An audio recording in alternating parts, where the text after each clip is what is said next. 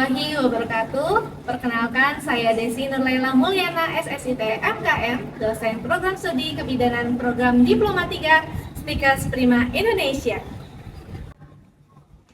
Pada kesempatan kali ini, saya ingin menyampaikan terkait mata kuliah yang saya ampuh sesuai dengan bidang keahlian saya, yaitu mata kuliah Kesehatan Perempuan dan Perencanaan Keluarga. Mata kuliah ini ditujukan untuk mahasiswa program studi kebidanan program Diploma 3 semester 4 dengan kode mata kuliah BID 192015 berbobot 4 SKS.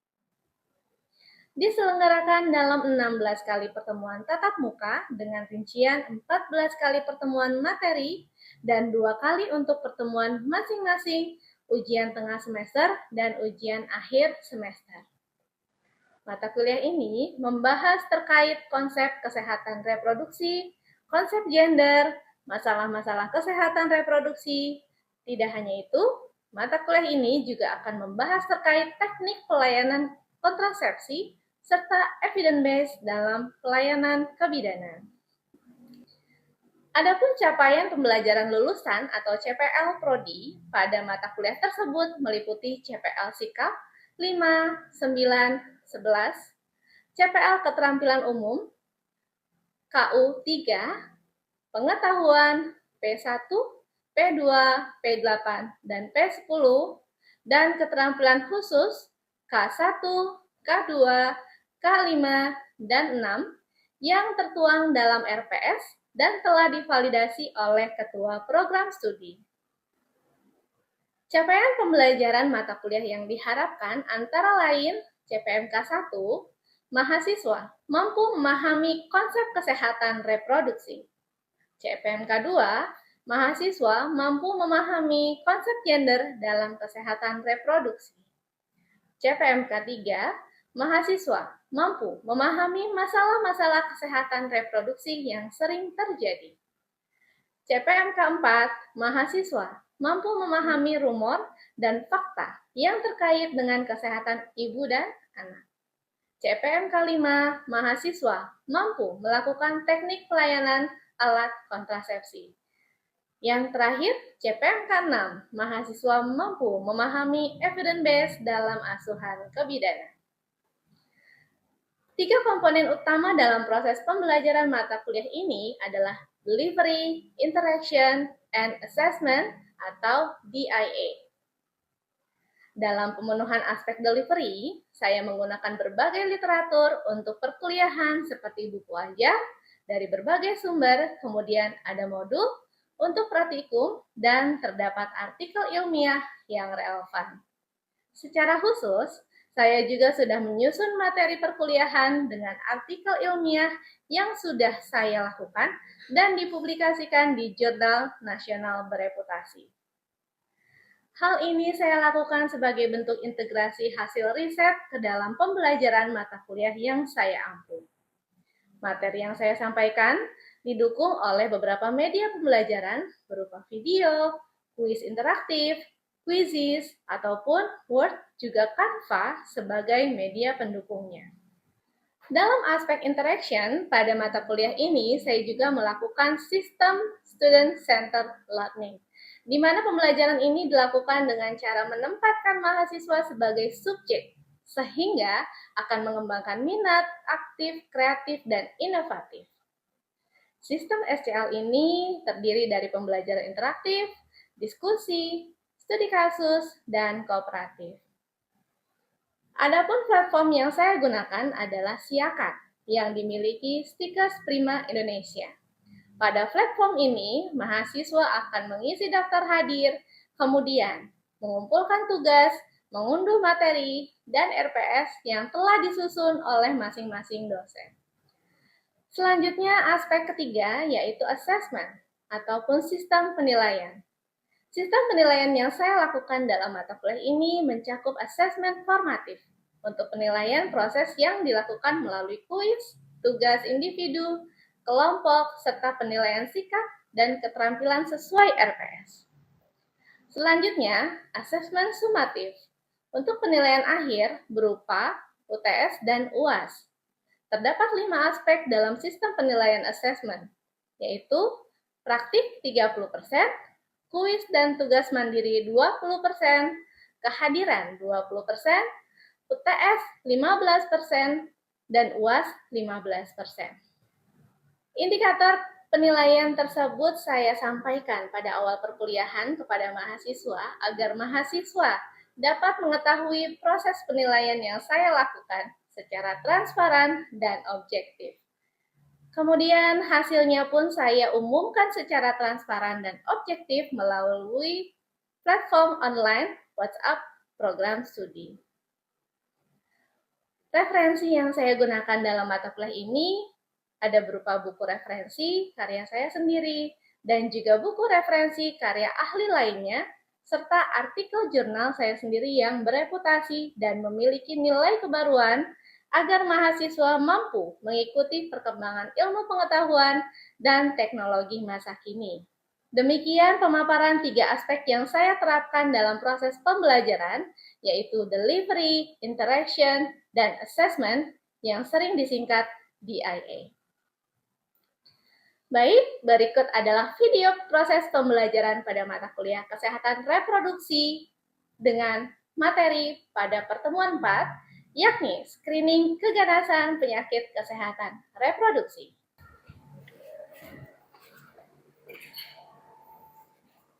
Assalamualaikum. Waalaikumsalam. Oke, selamat pagi semuanya. Pagi, Bu. Oke, alhamdulillah. Gimana kabarnya hari ini? Baik. Sehat ya? Oke. Ibu mau cek kehadiran dulu ya untuk hari ini. Apakah ada yang tidak hadir? Hadir semua, Ibu. Alhamdulillah ya, kita hadir semua. Oke, sebelum mulai untuk perkuliahan hari ini, mungkin baiknya kita berdoa dulu ya. Silakan ketua kelas, tolong dipimpin. Baik, sebelum mulai pelajaran, alangkah baiknya kita berdoa menurut percaya masing-masing. Berdoa dimulai.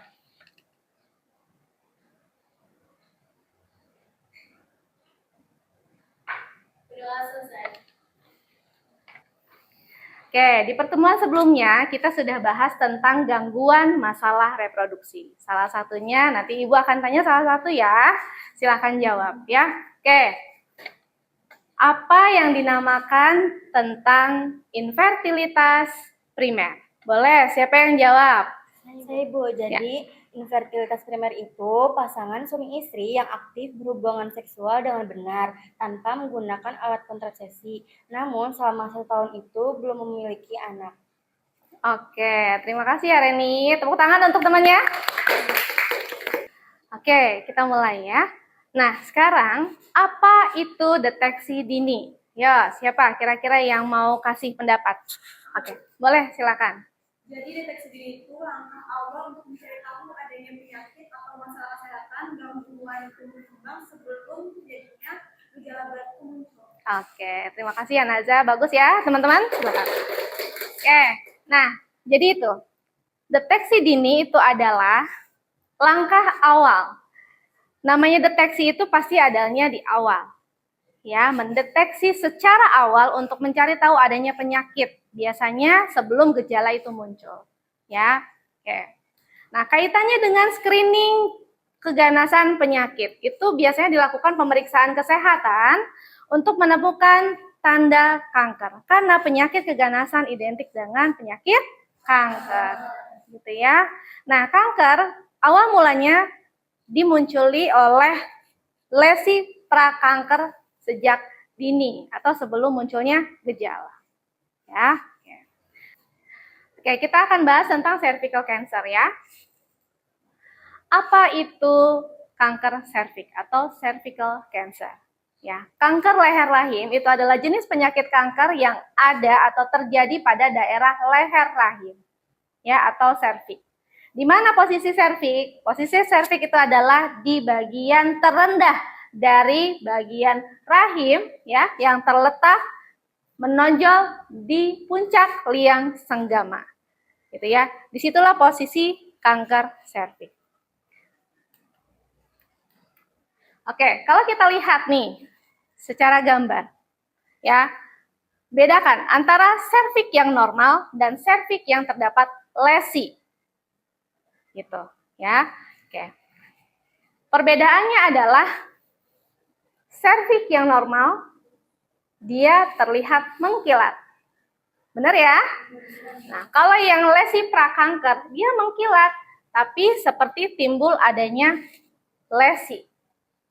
Diibaratkan seperti mukosa dalam mulut kalian. Mengkilat kalau sehat. Tapi kalau ada stomatitis atau sariawan, kelihatan kan? Ada lesi di situ. Nah, itulah gambarannya kalau serviks yang ada lesinya. Gitu ya. Oke. Nah, sekarang kaitannya pada gambar ini. Penyebab dan bagaimana terjadinya kanker leher rahim.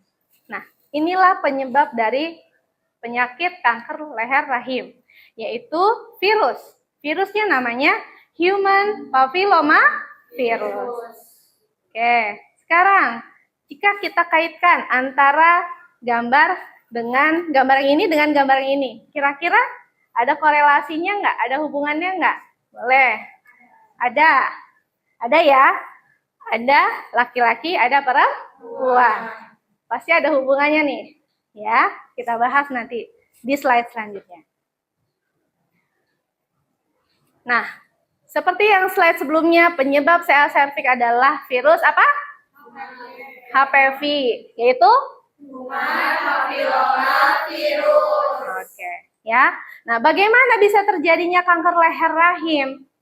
Faktor pencetus utamanya adalah ditularkan melalui hubungan seksual. Makanya korelasinya adalah ke gambar sebelumnya ada laki-laki, ada perempuan. Ya, jadi ditularkan melalui hubungan seksual. Nah, terus penderita yang terinfeksi dari HPV itu biasanya tidak muncul gejala awalnya. Gitu. Ya. Nah, baru nanti kalau mulai muncul itu sudah stadiumnya sudah tinggi. Nah, makanya gimana caranya mendeteksinya? Nanti kita akan bahas lagi selanjutnya. Nah, dalam beberapa tahun akan terjadi yang namanya lesi prakanker sebelum terjadinya kanker serviks. Gitu. Ya. Oke. Oke. Kita mulai dari faktor resikonya. Ya. Faktor resiko dari penyakit CA serviks salah satunya adalah berganti pasangan seksual. Karena penyakit kanker serviks tadi ya, penularan utamanya adalah dari hubungan seksual, gitu ya. Sehingga ini menjadi faktor resiko. Dilanjutkan dengan hubungan usia pada saat seksual pertama kalinya kurang dari 20 tahun. Selanjutnya juga ada memang riwayat penyakit menular seksual. Dan juga ada riwayat pemeriksaan pap smear yang positif sebelumnya. Terus ada juga saudara atau ibu yang pernah terkena kanker leher rahim atau serviks. Dan yang selanjutnya adalah sistem imunitas. Sistem imunitas yang rendah itu juga menjadi faktor resiko terjadinya kanker serviks. Lanjut yang terakhir adalah perokok. Jadi ini adalah faktor-faktor resiko terjadinya penyakit kanker serviks. Gitu ya. Oke. Kita lanjutkan. Jadi tadi ya sudah dibahas siapa saja. Nah, sekarang saya akan mau meng-highlight di sini. Tadi ada salah satu faktor resiko yang bisa mengakibatkan atau menjadi faktor pencetus terjadinya kanker serviks tadi. Salah satunya adalah penurunan imunitas tadi ya. Nah, umumnya biasanya pasien yang HIV itu terjadi yang namanya penurunan daya tahan tubuh. Betul tidak? Betul. Betul ya. Oke, jadi kadar imunitasnya turun. Nah, itu juga menjadi salah satu pencetus terjadinya kanker serviks. Penyakit apa sih yang biasanya terjadi penurunan imunitas? Salah satunya adalah penyakit HIV dan AIDS. Dan yang terakhir adalah penggunaan kortikosteroid yang lama. Gitu. Ya. Jadi itu menjadi faktor pencetus, gitu ya. Oke. Kita lanjutkan ke metodenya sekarang. Ya, bagaimana? Tadi sudah kita tahu tentang CA cervix. Kita tahu siapa yang boleh, siapa yang kemungkinan terjadi penularan CA cervix, gitu ya. Nah, sekarang kita akan tahu bagaimana metode screening dari kanker cervix dengan cara apa. Oke.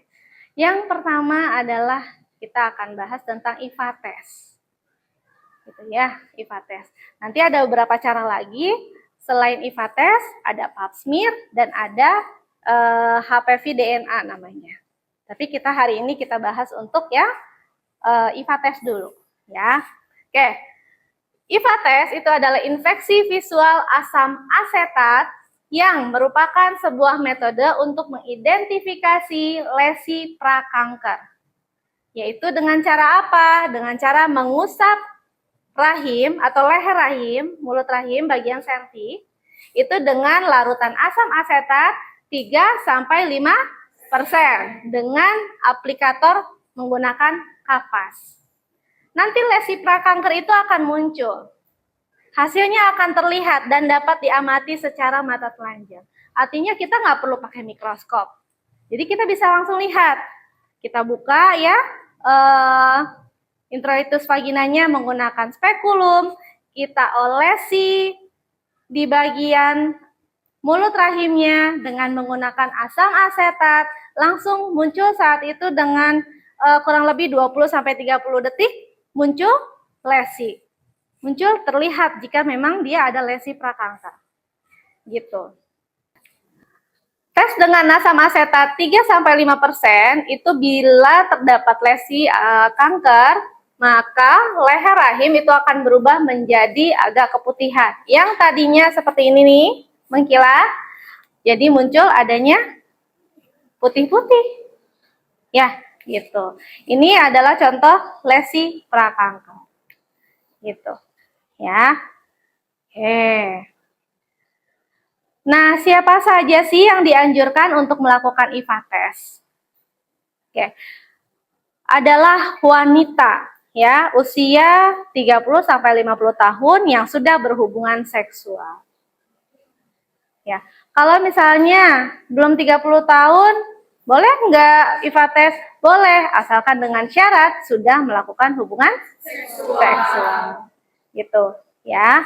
Nah, terus di mana bisa kita lakukan? Bisa di bidan, bisa di puskesmas, bisa juga di rumah sakit. Ya, gitu. Nah, kapan dilakukannya? Pemeriksaan IVA test bisa dilakukan kapan saja. Ya, boleh dilakukan kapan saja. Tapi minimal bisa 5 tahun sekali. Tapi ada syarat utama untuk melakukan IVA test di slide ini. Nah, syarat IVA test pastinya harus sudah melakukan hubungan seksual. Ya, tidak sedang hamil. Gitu. Jadi pada saat IVA test kita harus kaji dulu. Lagi hamil enggak? Sudah pernah hubungan seksual atau tidak? Gitu ya. Selanjutnya, tidak sedang menstruasi. Ya, tidak sedang menstruasi. Terus, di dalam 24 jam terakhir, tidak melakukan hubungan seksual. Karena khawatirnya pada saat nanti kita melakukan IVA test, itu sisa dari hubungan seksual masih ada di dalam serviks. Gitu ya, jadi benar-benar kita edukasi siapapun yang mau melakukan IVA test, kita kasih tahu syarat-syarat ini supaya pada saat datang untuk melakukan IVA test bisa langsung dilakukan. Gitu ya. Oke. Selanjutnya, bagaimana cara pemeriksaannya? Nah, cara pemeriksaannya itu pasien posisinya litotomi di meja pasien. Ya, terus kita memasukkan spekulum ya ke introitus vagina, baru kita lihat nanti vagina ini ya serviksnya ya, serviksnya kita lihat dulu. Setelah itu baru kita lakukan apusan menggunakan asam asetat berapa persen tadi? 3-5%. Gitu ya, itu cara pemeriksaannya. Nah, sekarang karena tadi saya sudah meng-highlight atau ada di situ faktor resiko yang mempunyai kemungkinan terjadi yang namanya kanker serviks itu adalah salah satunya penurunan imunitas. Nah, tadi penyakit yang biasanya turun imunitasnya itu adalah HIV. Oke, sekarang korelasinya apa sih? Hubungannya apa sih? Gitu ya. Nah, wanita yang dengan HIV itu mempunyai resiko beberapa kali lebih tinggi mengalami kanker serviks dibandingkan wanita tanpa HIV. Karena apa? Penyebabnya itu meliputi yang pertama, penurunan dari sistem imun, ya. Terus ada infeksi HPV-nya persisten, terus-menerus. Terus ada progresi lesi prakanker bisa lebih cepat. Nah, itu korelasinya. Oke.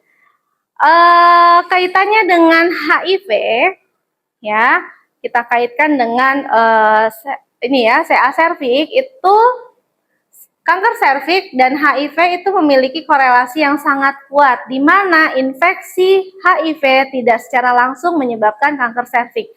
Tapi HIV itu meningkatkan resiko infeksi dari virus human papillomavirus menetap sehingga itu mempercepat perkembangan lesi prakanker menjadi kanker serviks. Ya, gitu. Jadi benar-benar sebenarnya ada hubungan gitu ya, karena biasanya penurunan imunitas itu menjadi pencetus terjadinya kanker serviks. Nah, kaitannya dengan pembelajaran hari ini, salah satu penelitian yang saya integrasikan adalah penelitian yang telah saya lakukan kepada remaja putri anak jalanan. Ternyata mereka masih sangat rendah pemahamannya terkait HIV dan AIDS. Gitu. Ya. Nah, kelompok tersebut itu biasanya memang lebih sering menunjukkan perilaku yang beresiko. Perilaku yang sering ganti-ganti pasangan, gitu ya. Atau misalnya perilaku yang biasanya itu menjadi faktor pencetus terjadinya HIV. Selain itu kan dia tatoan, ya, gitu. Jadi itu faktor pencetusnya di situ. Jadi mereka lebih rentan, gitu ya. Artinya makanya kita harus mengedukasi remaja putri khususnya, karena memang CA cervix itu kan kaitannya adalah perempuan. Gitu. Jadi memang ini adalah bentuk integrasi yang saya lakukan dari hasil penelitian terhadap pembelajaran hari ini. Gitu ya. Jadi penting sekali kita edukasi terkait HIV/AIDS kepada anak-anak remaja putri jalanan yang mempunyai resiko terjadi yang namanya kanker serviks. Gitu. Ya. Oke. Dan inilah hasil publikasi saya, nanti bisa juga kalian akses ya untuk hasil publikasi saya. Kalau mau baca lebih banyak lagi ada di sini ya. Terus bisa kalian kaji keterkaitan dari pengetahuan anak jalanan ini terhadap kanker serviks. Oke, ini jurnalnya ya, bisa diakses sama teman-teman ya. Oke. Jadi kesimpulannya untuk pertemuan kali ini adalah wanita yang dengan HIV itu direkomendasikan untuk masuk sebagai kelompok prioritas untuk dilakukan screening kanker serviks, gitu ya, karena kaitannya sangat erat gitu antara HIV dan kanker serviks. Oke, sampai sini ada yang mau bertanya, boleh silakan tunjuk tangannya. Saya Ibu. Oke, silakan. Ibu Rikotul izin bertanya. Ibu bagaimana cara pencegahan penyakit CA cervix selain yang sudah Ibu sampaikan? Oke, pertanyaan yang bagus ya. Selain yang tadi sudah saya sampaikan bahwa beberapa faktor resiko itu adalah masuk ke dalam pencegahan dari kanker serviks itu sendiri sebenarnya. Ya, tapi saat ini ada program pemerintah yang mewajibkan seluruh siswa di kelas 5 dan kelas 6 itu dilakukan vaksin HPV. Ada yang pernah dengar? Pernah ya. Jadi itu sudah menjadi program pemerintah dan gratis. Gitu ya. Jadi itu adalah upaya pemerintah untuk mencegah atau menurunkan angka kejadian penyakit kanker serviks. Gitu ya teman-teman ya. Ibu. Oke, kita lanjutkan. Oke, silakan dikerjakan kuisnya masing-masing. Gimana Naswa hasilnya? Kita lihat bareng-bareng ya. Oke, kalau yang sudah selesai, nanti sebenarnya hasilnya bisa dilihat dari handphone masing-masing. Ya, nanti hasil dari kuis ini akan Ibu masukkan ke dalam salah satu nilai yang diakumulasikan nanti untuk mata kuliah ini ya, gitu. Oke, masing-masing sudah bisa lihat nilainya. Oke, Naswa sudah, Rikoto sudah, Naza sudah, Jaya sudah. Masih satu, tinggal 2 lagi. Kita tunggu sama-sama ya.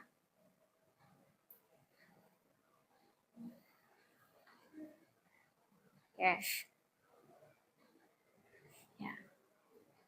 Oke, sudah semua nih. Yeay. Gimana nih hasilnya? Sudah terlihat di handphone masing-masing ya? Nilai hasilnya ya. Oke, sudah masuk semua untuk nilai kuisnya ya. Oke. Baik, kuis sudah selesai dilakukan. Untuk selanjutnya adalah tugas mandiri ya yang dilakukan oleh individu. Nanti untuk tugasnya Ibu akan sampaikan juga di menggunakan ini ya, Ibu akan kirimkan melalui penanggung jawab. Nanti ada tugas mandirinya, kerjakan secara individu, nanti silakan diketik jawabannya 2-3 halaman, lalu masukkan referensi ya secara ilmiah. Setelah itu nanti untuk apa saja yang menjadi tugas itu akan saya kirimkan. Sekian ya untuk pertemuan hari ini. Kita tadi sudah bahas tentang screening keganasan penyakit kesehatan reproduksi khususnya kanker serviks. Ya, untuk pertemuan selanjutnya kita akan bahas pemeriksaan kanker serviks menggunakan pap smear, gitu ya. Oke, sampai ketemu di pertemuan selanjutnya. Selamat beristirahat. Terima kasih. Tetap semangat belajarnya. Wassalamualaikum warahmatullahi wabarakatuh. Waalaikumsalam warahmatullahi wabarakatuh. Terima kasih, Bu. Oke. Terima kasih semuanya. Sekian video pembelajaran untuk mata kuliah Kesehatan Perempuan dan Perencanaan Keluarga pada program studi kebidanan program Diploma 3 Stikers Prima Indonesia. Video ini digunakan sebagai salah satu syarat penyusunan dokumen pernyataan diri dalam unjuk kerja Tridharma Perguruan Tinggi PDD UKTPT, sertifikasi dosen gelombang 1 tahun 2026. Semoga adanya video ini menjadi pertimbangan yang baik dalam proses penilaian sertifikasi dosen gelombang 1 tahun 2026. Akhir kata saya ucapkan terima kasih. Wassalamualaikum warahmatullahi wabarakatuh.